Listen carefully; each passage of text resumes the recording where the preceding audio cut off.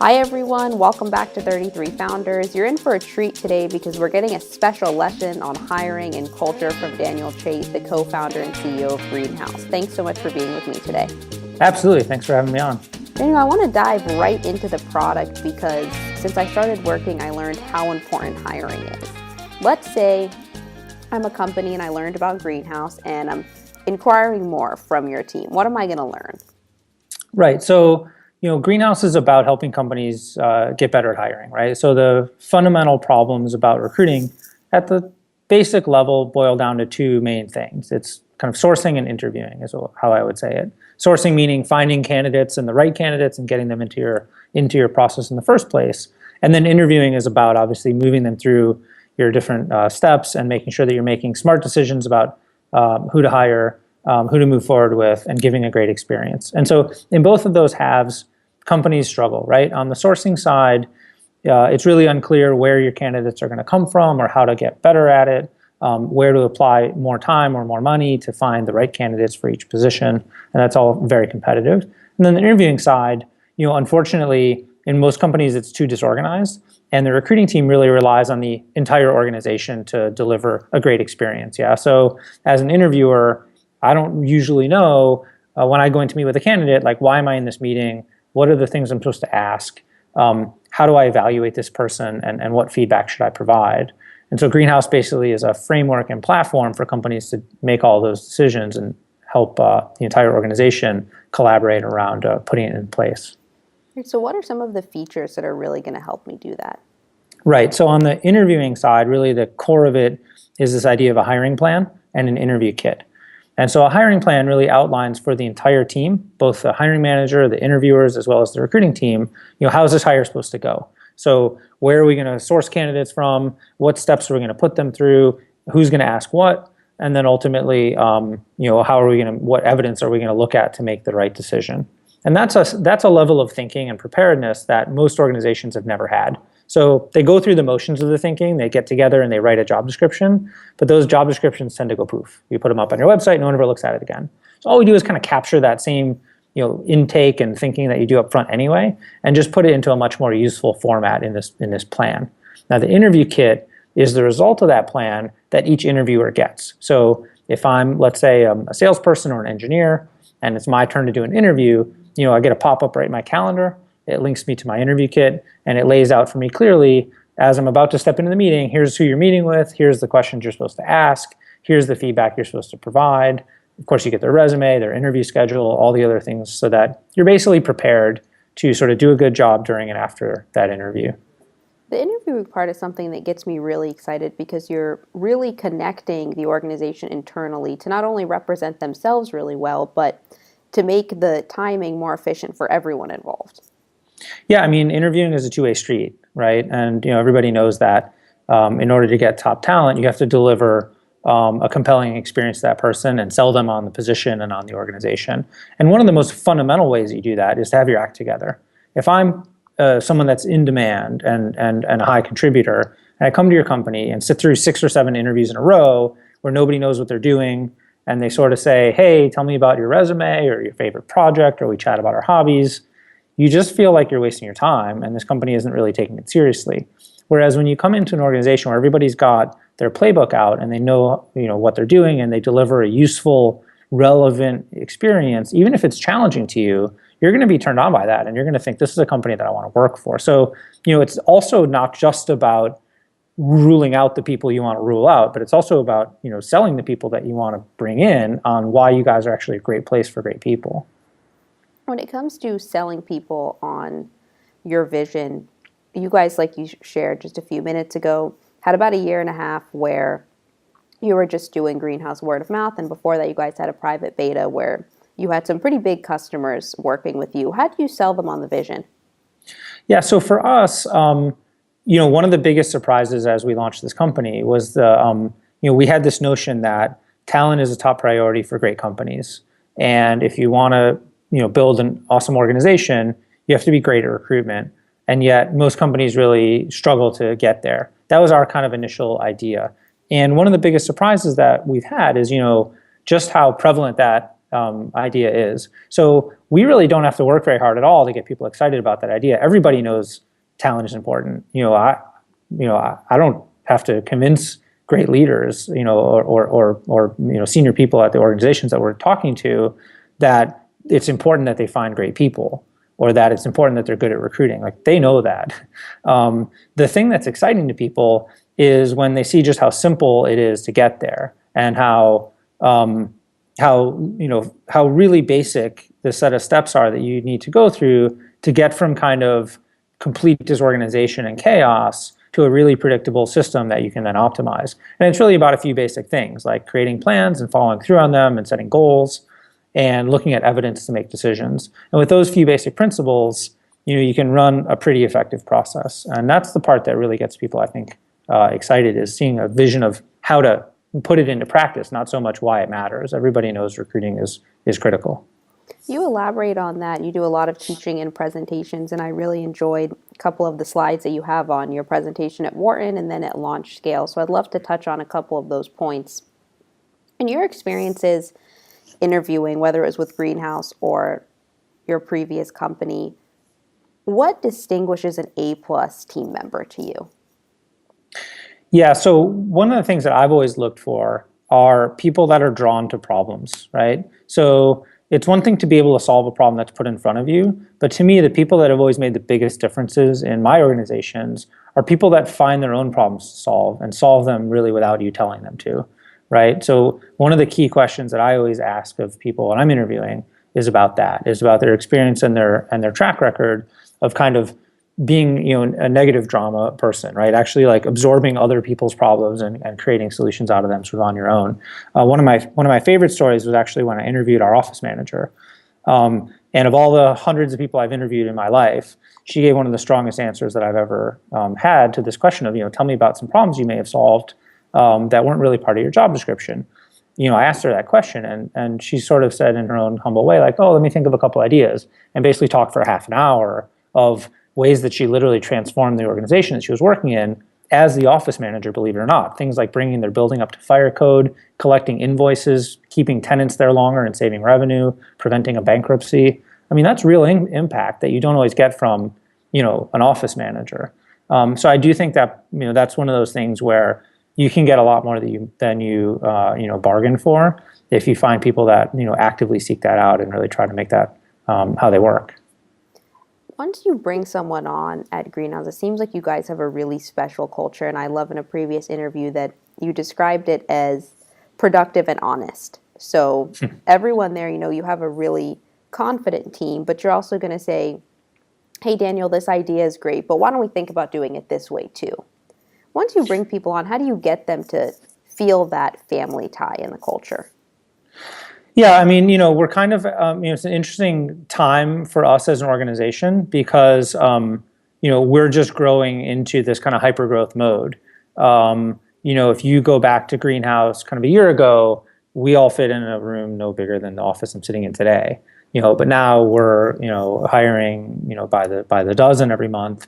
And so you have this issue about how do you connect people to their job and get them integrated in a way. Of course, it starts with hiring for us and for any company, making sure that we hire people that are going to be productive and value add and fit in with what we're trying to accomplish. So of course, we use our own platform, but more importantly, we think and focus our hiring based on not just are you good at sales if you're a salesperson or are good at JavaScript if you're a programmer, but on the ways that you fit in with our company's values. Are you the kind of person that's going to contribute to our company's overall organization? But moving beyond that, we went through this exercise last year, right around when we were crossing 50 employees. And to me, that's the point where you want to think about moving your culture from an implicit culture that grew up as a startup into an explicit culture that everybody can kind of point to and define and clarify. So when you're 5 people in a room, you don't talk about culture, you're just doing your work. You are culture, and you start to form the culture through who you are. And over time, like, you hire, people that you like and people that work well, and you sort of find what your culture is. And I think if you start to make it concrete too early, you sort of risk making it seem artificial, and it's kind of a bland exercise of let's write down the values and we say that we're smart and awesome and creative, and like, it doesn't really mean anything. But at some point you realize that you've hit this threshold of growth and of change where it's useful to really define what does it mean. And for us, what I realized was if you went back 6 months to somebody that was coming in contact with our company, maybe it was a prospect that was talking to our sales team or an interview that was happening for a candidate, and they would ask one of our people, what's it like to work at Greenhouse? Now they would all give positive answers. They'd all say great things, but they would all be different. We didn't have a common vocabulary for it. And so that was to me an indication that we need to be more intentional and more explicit about this. So we made a very concrete attempt to move our company from an implicit startup culture to more of an explicit growth-oriented culture by defining 6 specific culture credos in our cultural values that we then turned around and started to use in goal setting and in rewards and so forth. I love that, and it's good timing because you guys are growing really fast. Absolutely. I read Yeah, I mean, as you start to grow, don't you realize that you actually have a lot of problems that come along with growth. And, if you ignore those in the pursuit of growth, I think that's one of the biggest risks that a company like ours, has. It's one thing to make sure that, you've got a product people like and that you're, selling for prices that support the business and all the rest of it. But ultimately, the organization can come apart at the seams if you don't pay attention to that stuff. I love that you mentioned that because it reminds me of a great post that I just read in the first round review about scaling is really made out to be more, when really it's about less. You want less things holding you back. Yes. How are you preparing your team for that type of scale? Well, I mean, I think one of the things that we did was we started to invest more in the internal workings of the organization at the point where we moved into hypergrowth mode, right? So we have at all times tried to be clear with ourselves about what phase the company is in, excuse me, and therefore what are the key challenges. And so when we were small, we were in a startup phase. The key challenge was really around learning about our product market fit, learning about how to sell, and learning about what we were going to become. Now that we're in hypergrowth mode, the key challenge is really building the organization. And so based on that, we set out to define things like our company culture. We set out to spend time building our management team and doing things like management training and increasing the level and cadence of management meetings so that there's better interdepartmental communication, and just in general being more focused on building a repeatable process and making sure that we have kind of clearly defined specialized roles so that people can be more productive, as opposed to earlier on where you want kind of more generalized, open-ended roles where people are capable of adapting to whatever comes their way. So there's a lot of kind of specific cultural changes that you go through when you hit that growth period that change a lot of the way that you run the business and the people that you hire and where you put them. So of course, part of that growth is your customers, and I want to shift gears for a couple of minutes and chat about that. Shared before we started recording how much I admire that you go out to dinner with your customers, and everyone at Greenhouse is just really integrated into working with them. Tell me what you're learning from those interactions. Yeah, I mean, being customer focused is one of those 6, core values that we define, and it's something that we really feel very strongly every day. I just feel like when you're a software platform like we are, it's easy to get kind of disconnected from your customers because you sort of have to listen to them when you're selling to them. So, companies tend to overcorrect for that a lot, where they'll add a million features that they hear from prospects so they can get that next sale. And then as soon as you buy, then I don't have to listen to you anymore, so I ignore you. And at Greenhouse, we've always taken the opposite approach. We need to be really careful to protect our product and our customers from being too reactive to what we're hearing in the marketplace from competitors or from prospects, because our customers are who got us here in the first place. And so, if you don't reach out and ask them, you'll never hear what they have to say. You'll find out a few years later when they stop buying. And you're like, oh, what did I miss? And it's like, well, they were angry for a long time and they didn't have a way to tell you that. So I just try to take a healthy skepticism to even positive feedback that we get and try to understand what's behind it so that we can do more of it. And certainly any negative feedback that we get, try to understand what's behind it so we can work on it. And it takes a lot of effort. As I was mentioning to you before our call, in my last career, I was a consultant. it was very easy to know what your customers thought because you were literally at their offices doing work together every day. And in this business, you have to work at it. So we've taken steps through our customer success channel and through our marketing team and through our product team, where we have touch points to the customers and increasingly try to focus on that. I think I would just be so shocked if I inquired about a product or a service and the team was like, hey, do you want to chat about that over dinner? So kudos to the greenhouse team. Well, I just want to be clear, we don't take every customer out to dinner. Not every customer. But we're hiring fast, but we're definitely selling faster. And so, we love taking our customers out to dinner, but it's not something, it doesn't not come every along. Customer. A free dinner doesn't come along with your greenhouse license, unfortunately. Another great thing that you guys are doing for your customers is the Marketing Optimization Summit. This was the first year that you did it. Can you tell us about that? Yeah, so the Recruiting Optimization Summit basically was our attempt to bring our customers together to foster some of the community that we started to feel. We had this idea that we're so impressed with our customers and the great things that they were saying and doing. We were like, I wish they all knew each other because, gosh, they would get a lot out of that. And so that was one of the animating ideas behind the summit was we really wanted it to be a place where they could meet each other and learn from each other, sure, about how they use Greenhouse and how they interact with the platform, but just more generally about how they're thinking about recruiting optimization, which was kind of the point of the summit. So we had 2 tracks. One was around actual recruiting best practices, things like running referral programs and using data, and best practices around interviewing. And then a second track really around product usage. So how do you, various training sessions on the usage of the modules. And in both of those different contexts, we had people at our customers, presenting and speaking, presenting and speaking and sharing and collaborating with their ideas. So it was much less of sit there and watch stuff be beamed out at you from the audience and much more around turn your chairs side by side. In fact, they were all round tables, talk to each other, and we're here to facilitate that conversation. It was phenomenally exciting. I could not have been, I was floating, in the rafters for 2 days just by watching the conversations that were happening and some of the communication afterwards around how much people got out of it, how much they learned from each other. I had someone come up and tell me that an idea they heard from another attendee about how to run their initial kickoff meetings with hiring managers is going to completely change how they run recruiting. Now, that's not a feature of Greenhouse, but it's absolutely part of the Greenhouse mission and part of the Greenhouse community. When you talk about people learning from each other, just learning about hiring and recruiting in general, my friend Tim wanted me to ask you what some of the best resources are to learn and understand more about hiring. Yeah, there's so many out there that I'm sure if I start naming them, I'll forget some of the best ones. We try to pull things together, of course, on our own blog and our newsletter, which is kind of a weekly roundup of articles from around the web. And every week there's great stuff. It's almost too much for us to collate. A couple that I'll point out.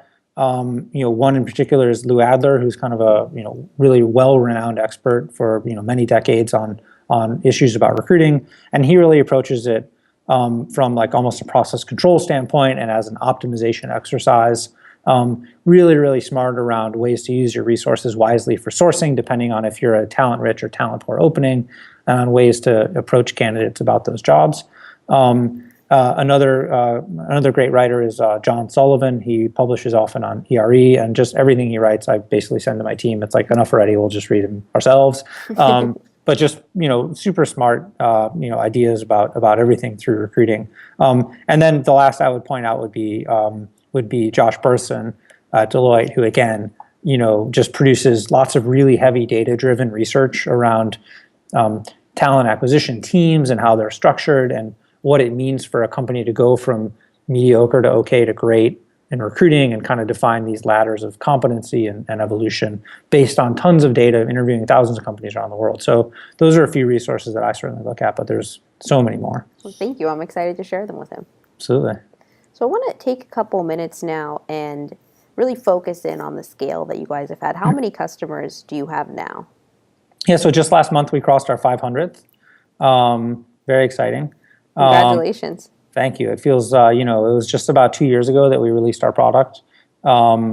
our initial like go-to-market strategy, I flew out to San Francisco and I had 2 meetings with some folks I knew in the kind of embedded in the talent and VC-backed companies, and then showed them the product. And from that initial seed, almost all of our business for over a year came because unbeknownst to me, there are these like secret networks of recruiters that love getting together, and they have dinners and drinks and they talk to each other, and they have online listservs and meetings. And they started talking about what Greenhouse was doing for their companies and really sharing the good news. And so for a long time, we really didn't do any marketing. We really didn't do any selling. We did like what I would call order taking. We sat here and someone would request a demo, and we would show them the product, and they would choose to buy it. And it was only after quite a while of doing that we really started to realize, hey, maybe we're onto something. So one of the things that I read on one of the slides you guys had at the summit last month was part of culture is how you recognize and celebrate wins. So obviously 500 is a pretty big win. How do you guys celebrate? Yeah, we made a big deal of it at the customer summit. That was it was right around the time that it happened. So we did a fun announcement when I keynoted on the first morning.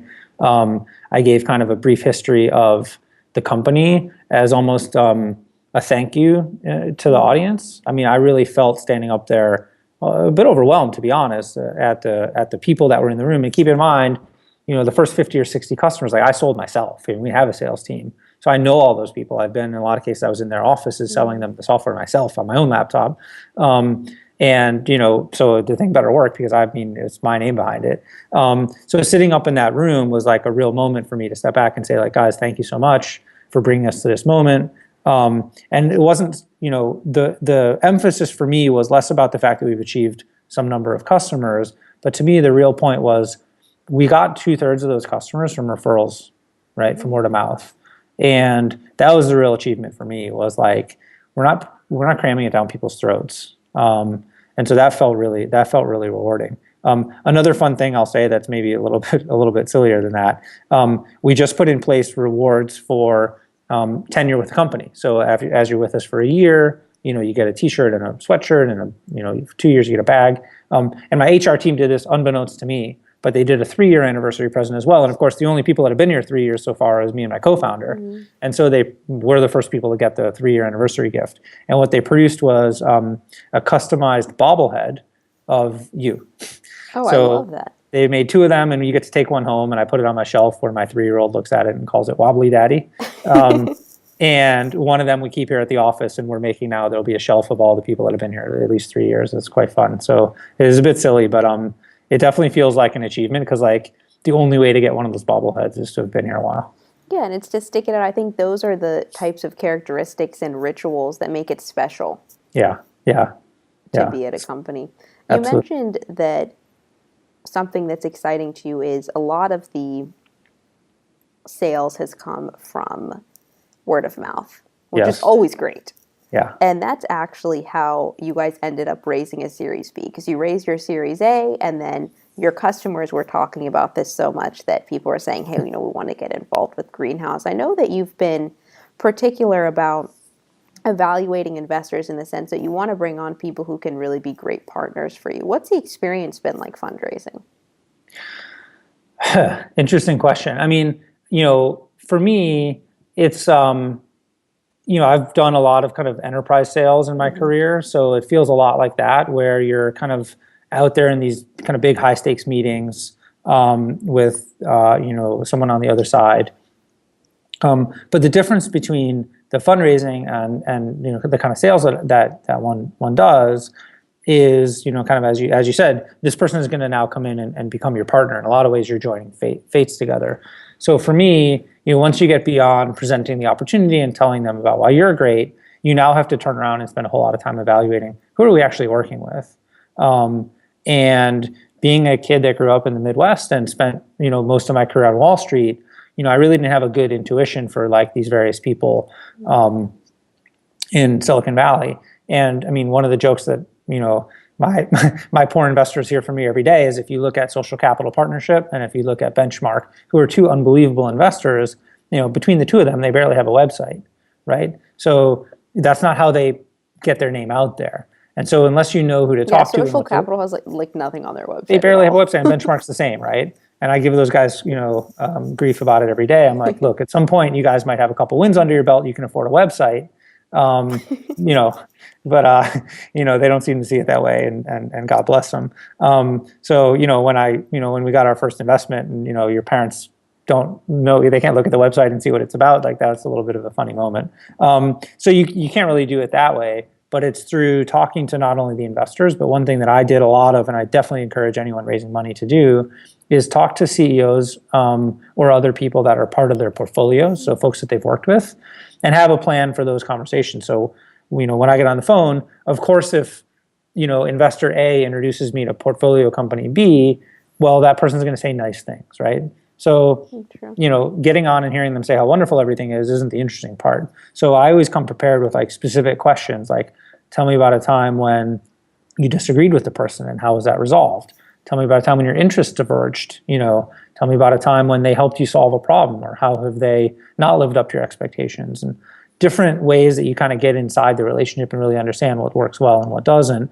What you find is that there's radical differences in like everything from how these organizations make decisions to how they work with their founders and companies, how they support you in future rounds. And the only way to get that is to really do your homework. I love that you shared that, because there's so many of us, myself included, that don't really know what goes on in those meetings because we just see the headline, greenhouse raises That's right. X amount. Yeah, it can seem a complete mystery from the outside, and they don't when you make that funding announcement, no one wants to say like, actually we tried to raise money down the street and they wouldn't invest, or they didn't give us a good enough price, so we went with our plan B. Like, you never hear that story. Yeah, you don't hear that story, and I think that it comes off as so easy Sure. because it's the headline, and I really didn't know that until just recently. I would always see something, live fire raised 50 million. I was like, wow. And then you hear from friends as you start to learn more that it's really hard. Yeah.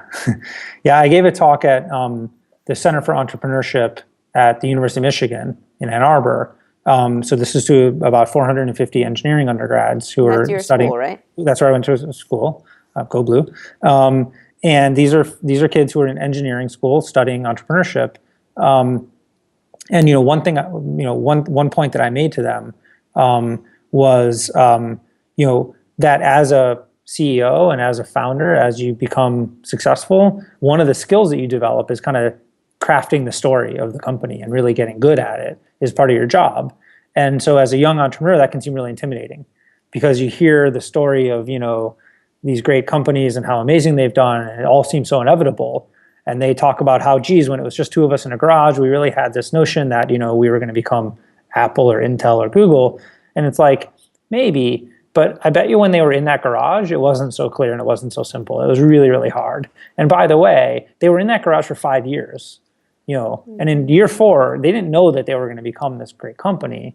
So in a lot of ways, that stuff tends to get polished out from the public story, but is very much a part of the reality. I love highlighting that. Are there any moments the first couple of years that really not only validated it, but just made you like your shoulders go down and say like, hey, like we got to keep going. It's working.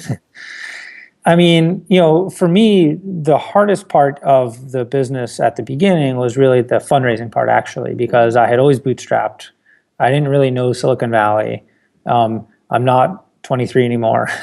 And so it wasn't really clear to me how that process really worked.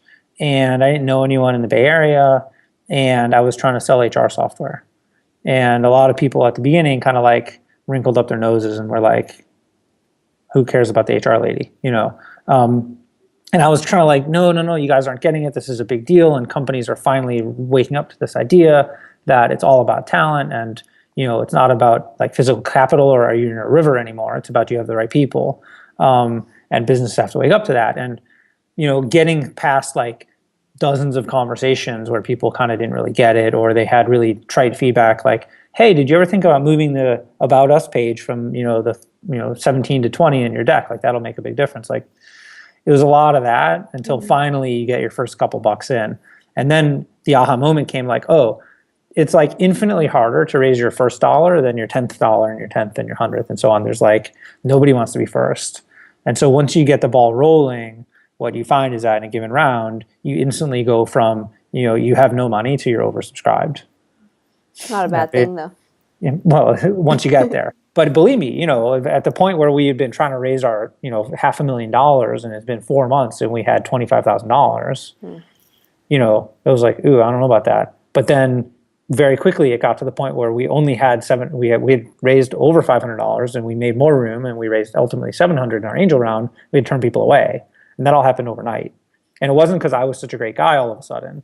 It was because early stage investors, in particular angel investors, it's really hard for them to really get inside your business. So they look at signals of other investors are doing. And as soon as other people are in, they're in, and then they're all in. And so that was a real hard lesson at the beginning. And like you said, once you overcome it, you kind of look back and go like, oh, now I see how that works. But when you're going through it at the time, it doesn't feel that way. So now that you've gone through it and you guys are seeing such tremendous success, what do the next couple quarters hold for you? What can we expect from Greenhouse? Yeah, so we've built a good product. People like it. It works. It does good things for them around being a framework for organizing their recruiting and making things better, right? The things that we're working on next are really around using the intelligence that's built into the product and the data that we drive through the system to help make our customers better, right? To help them set clear benchmarks. So that way, right now you can optimize your process and you can do things better. But in the future, you should be able to actually compare yourself against other companies like you to see how am I stacking up. You should be able to have more automation. So rather than you having to be so smart all the time and push the right buttons in Greenhouse, the system should automatically be aware of what you should be doing next and help you do those things without you having to drive so carefully. And then lastly is the system should be better at making predictions for you. So, right now, again, you can do lots of things and all works well, but, what's going to happen next? If I open this role, how long is it going to take me to make my hire? If I had an extra $5,000 to spend on advertisements, if I spend it here or there, which one is going to be more productive? If I add an extra interview stage, what's that going to do to my funnel? All these type of what-if questions and predictions that you want to be able to make. So we're really trying to think through and integrate more data science so that the software can help achieve our overall mission of helping drive companies to succeed at recruiting. I love it. So with those in mind, let's fast forward a couple of years. So it's 2018, just 3 years. Okay. And you get to write the headline. There's a big article coming out about Greenhouse. What do you want the headline to say? I think finally companies are pretty good at recruiting. It's at the one hand pretty plain sounding, but underneath it is fairly ambitious goal, right? I think generally the problem we're trying to solve is, most companies just struggle with this. It's something that generally speaking companies don't feel they're very good at. And so the reason that I'll know that we're successful is when people pretty much feel like, like everything in life, it's competitive and it's with challenges and whatever, but we're pretty good at recruiting. It kind of works. That's a big goal that we have. And I think it'll take hopefully, not infinite amount of time, but 3 years is aggressive. It's a big goal. Hey, you get to write the headline, so we can make the timeline whatever we want. Exactly. How about this internationally famous billionaire Daniel Chait says recruiting is fixed? That's perfect. I'll even write the article for you. Perfect. Thank you so much for spending time with me today. How can everyone stay up to date with the company and the learnings that you guys share, but also start using the product? Yeah, so if you reach out to us, we're at hello@greenhouse.io. You can visit us on our website, www.greenhouse.io, and our Twitter is @greenhouse. Awesome. Thank you so much. Thanks.